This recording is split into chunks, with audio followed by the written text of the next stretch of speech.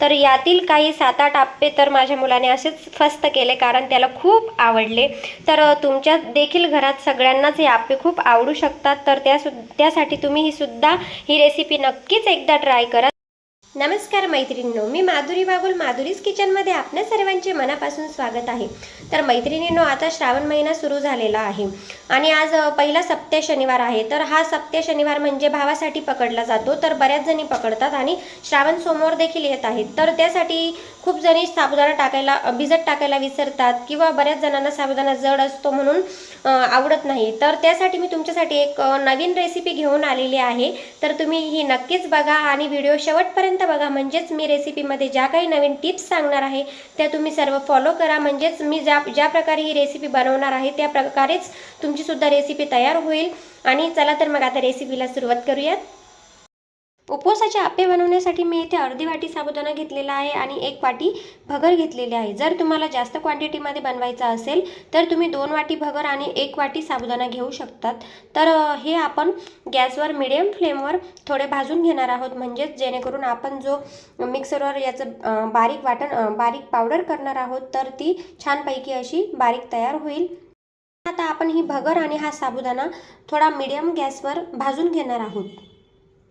तर मी येथे गॅसवर कढई ठेवलेली आहे आणि आधी आपण हा साबुदाणा भाजून घेणार आहोत। हे बघा, तर मी येथे 2 ते 3 मिनिटे साबुदाणा छान भाजून घेतलेला आहे। आता मी यात भगर टाकत आहे। तर ही भगर सुद्धा फक्त 1 ते 2 मिनिट परतून घ्यायची आहे, कारण भगर बारीक असल्यामुळे ती कढईला चिटकू शकते आणि खाली लगेच जळू शकते, म्हणून आपण फक्त 1 ते 2 मिनिट ही परतून घेणार आहोत आणि गॅसची फ्लेम ही कमीच असू द्यायची आहे। तर इथे आपली भगर सुद्धा छानपैकी भाजून झालेली आहे। मी आता गॅस बंद करत आहे आणि हे काढून घेणार आहे। आता ही भगर आणि साबुदाणा आपल्याला थोडे थंड होऊ द्यायचे आहे, मग आपण मिक्सरमध्ये बारीक करणार आहोत। आता येथे आपला साबुदाणा आणि आपली भगर ही छानपैकी भाजून मी थंड करून घेतलेली आहे आणि आता आपण हे मिक्सरच्या भांड्यामध्ये बारीक करून घेणार आहोत। जास्त बारीकही नाही दळायचे, थोडे दरदरीत असे ठेवायचे आहे।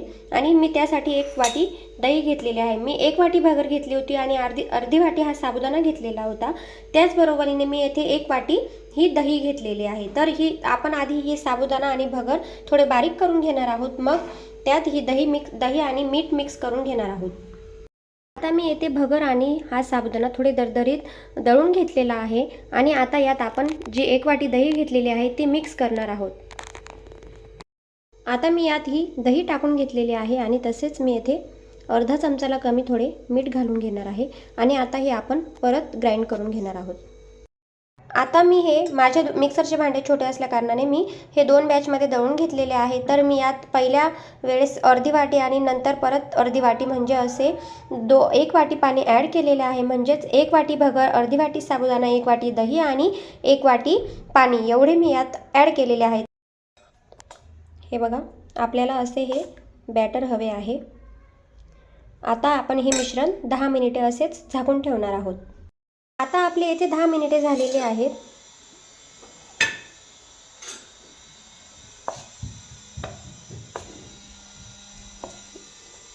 आता आपण या बॅटरमध्ये येथे अर्धा चमचा मी मिरची बारीक करून घेतलेली आहे ती घालणार आहे। तुम्ही बारीक कापूनही टाकू शकतात यात मिरची आणि आपण हे छानपैकी असे मिक्स करून घेणार आहोत। तर बरेच जण यात आप्पे फुगण्यासाठी सोडा टाकतात। तर उपवासाला सोडा चालतो की नाही हे मलाही अजून कन्फर्म नाही आहे, म्हणून मी सोडा घालणार नाही आहे, मी यात स्किप करणार आहे। तरीसुद्धा आपले आप्पे हे छानपैकी असे तयार होणार आहेत। आता मी यात ही मिरची छानपैकी अशी मिक्स करून घेतलेली आहे। तर आप्पेचं पात्र ठेवलेले आहे आणि त्यात मी थोडे थोडे तेल टाकून घेणार आहे। आता येथे आपले भांडे सुद्धा छानपैकी गरम झालेले आहे आणि यात आपण आता हे बॅटर टाकून घेणार आहोत।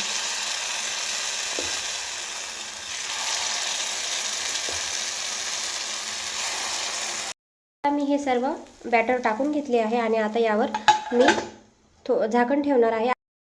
तर आप्पे बनवण्यासाठी गॅसची फ्लेम ही कमीच असू द्यायची आहे, कारण जर आपण गॅसची फ्लेम ही फुल केली किंवा मीडियम केली तर आपले आप्पे हे जळू शकतात. फक्त वरून ते ब्राऊन होतील आणि आतमध्ये तसेच कच्चे राहतील, म्हणून त्यासाठी गॅसची फ्लेम ही कमीच राहू द्यायची आहे. आता मी 2 ते 3 मिनिटांनी हे चेक करत आहे.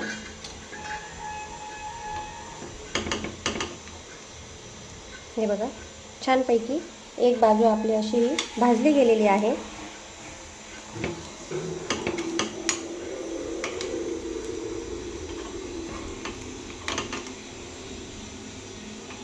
हे सर्व आप्पे हे उलट करून घेतले आहेत आणि यावर मी परत 2 ते 3 मिनिट झाकण ठेवत आहे. तर मी येथे 3 ते 4 मिनिटांनी बघत आहे आप्पे.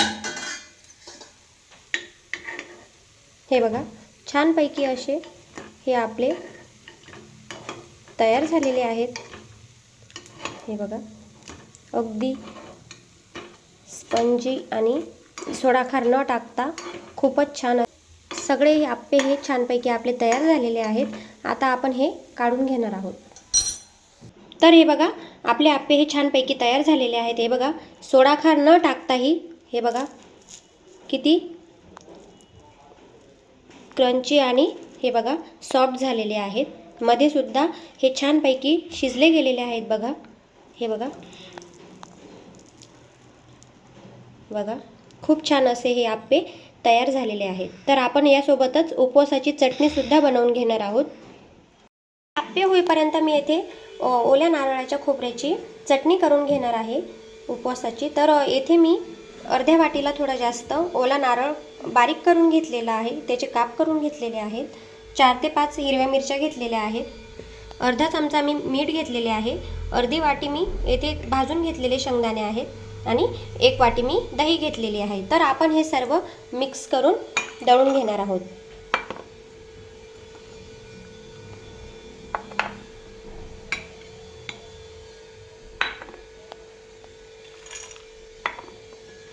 आणि यात दही टाकून आपण हे छानपैकी असे दळून घेणार आहोत आणि लागेल तेव्हा आपण थोडे थोडे पाणी ॲड करणार आहोत. आपण थोडे मी हे थोडे दळून घेतले आणि यात मी कोथिंबीर टाकत आहे. कोथिंबीर ही ऑप्शनल आहे. जर तुम्हाला उपवासाला चालत नसेल तर तुम्ही ती स्किप देखील करू शकतात. येथे आपली उपवासाची अशी छानपैकी अशी ही चटणी तयार करून झालेली आहे.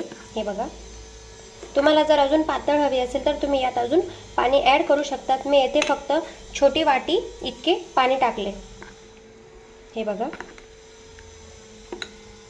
तर मैत्रिणींनो, येथे आपल्या आज ओल्या नारळाच्या खोबऱ्याची चटणी आणि छानपैकी उपवासाचे आप्पे असे तयार झालेले आहेत. मैत्रिणींनो, तुम्ही सुद्धा एकदा ही रेसिपी नक्कीच ट्राय करा आणि तुमची सुद्धा रेसिपी ही कशी झाली हे मला कमेंटद्वारे नक्कीच कळवा आणि व्हिडिओला लाईक करा, शेअर करा आणि सबस्क्राईब करा. धन्यवाद.